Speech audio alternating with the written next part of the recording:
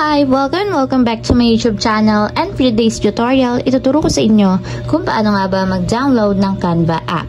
But first, kindly subscribe to my channel and don't forget to hit the subscribe button and the bell to notify you for my new updates. And if you want to learn more, just keep on watching and let's start. So ayan guys, for today's video, may two ways tayo kung paano nga ba makapag-download ng Canva.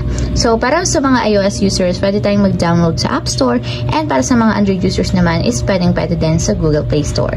So open ko na guys yung aking Google Play Store.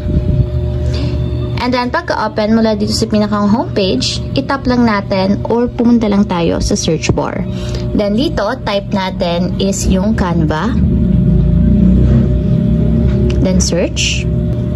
So yun guys, open lang natin yung application. So ganito yung itsura nung nakalagay. Canva AI Photo and Video Editor. So kung makikita nyo guys, mataas yung ratings niya. 4.7 yung stars na mayroong 20 million reviews. So sabihin, ang daming gumagamit. At ang file size niya is 9.9 megabytes. So meron lang naman siyang 500 million downloads worldwide. So tap na natin guys yung install para ma-install na siya sa ating mobile device. And wait natin guys hanggang sa matapos ma-download. Ayan guys, after ma-install, ganito na yung lalabas. So, tap natin yung open para directly mapunta tayo sa pinakaang applications.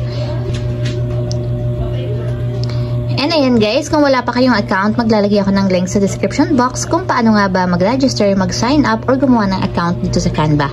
So, ayun lang guys, ganoon lang kasimple kung paano nga ba mag-download ng Canva app. If you have a question, kindly comment down below and don't forget to hit the subscribe button and the bell to notify you for my new updates. And thank you for watching!